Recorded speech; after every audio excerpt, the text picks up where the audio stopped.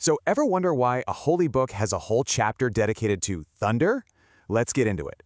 Sure, you'll find chapters on the spider and the bee, but these aren't just random names.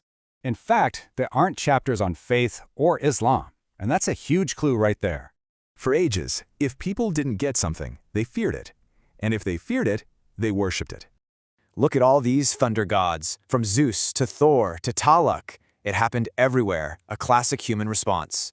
So, why do we worship these gods anymore? It's not about being less religious.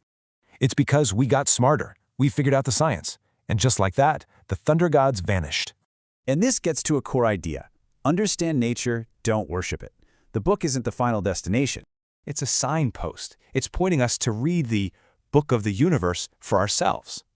So how does thunder work? Well, it's all about friction between ice crystals and water droplets. Simple physics. And that friction creates a lightning bolt with a temperature of, wait for it, 30,000 degrees Celsius. Yeah, that's 5 times hotter than the surface of the sun. Science explains that incredible power. This whole thing points to 2 very different ways of knowing, and confusing them is a huge mistake. You've got Ghaib, the unseen, which is about faith, and then there's Shahada, the observable, which is about science. Ghaib is for stuff beyond our senses, like God or the afterlife. It's the realm of faith. Shahada, on the other hand, is the physical world, the stuff we can test and measure. That's science's playground. The real crisis happens when we mix these up. Like saying, I don't believe in evolution. It's science, not belief. And this confusion, it's had some pretty devastating consequences in the Muslim world's history. Europe gets the printing press. Meanwhile, a top observatory in Istanbul is destroyed for religious reasons. Oof. And the reason they gave for destroying it? Spying on the angels' skirts.